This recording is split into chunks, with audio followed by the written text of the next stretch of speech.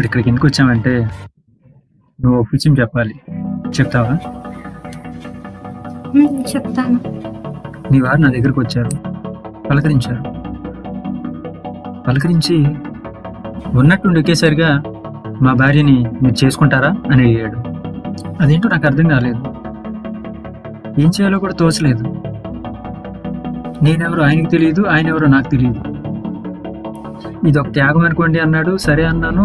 వచ్చాడు, మన ఇద్దరికి పెళ్లి చేశాడు, వెళ్ళాడు. అసలు ఏంటిది? ఏం జరుగుతుందో నాకైతే అర్థం కాలేదు. ఏం జరిగింది చెప్తా?